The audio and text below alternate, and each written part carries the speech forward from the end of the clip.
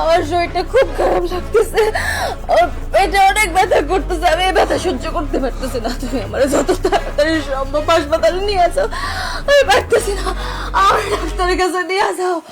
ও বাহ। কিন্তু আমি তো তোমার ডাক্তারের কাছে নিয়ে যাবো, আমার কাছে তো কোনো টাকা পয়সা নাই।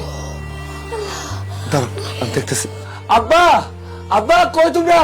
দেখো না শিউলি কেমন জানি করতেছে। কি হয়েছে আম্মা দেখো না শিউলি কেমন জানি করতেছে। মামা? কি হয়েছে রে? কি হয়েছে? কি হয়েছে? হ্যাঁ কি হয়েছে? এই কিরে ডাক্তার কেন কি হয়েছে? আব্বা শিউলির শরীরটা খুব খারাপ, ওর পেটের মধ্যে ব্যথা উঠছে, ওর ডাক্তারের কাছে নিয়ে যাইতে হইব।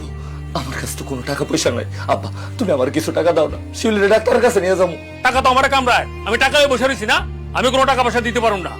দুলা ভাই আমার আপনি কিছু টাকা ধার দেন, আমার বউটার আমি ডাক্তারের কাছে নিয়ে যাই। আমি আপনার কথা দিতেছি, আপনি আমার যে টাকা ধার দিবেন আমি আপনার সব টাকা পরিশোধ করে দিব।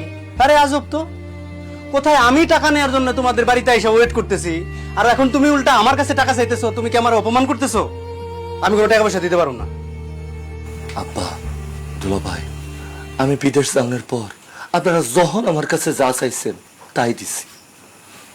আব্বা তোমার মনে আছে তুমি একবার অসুস্থ হয়েছিল, তোমার চিকিৎসার জন্য 1 লাখ টাকার উপরে লাগছিল, সব টাকা আমি দিছিলাম।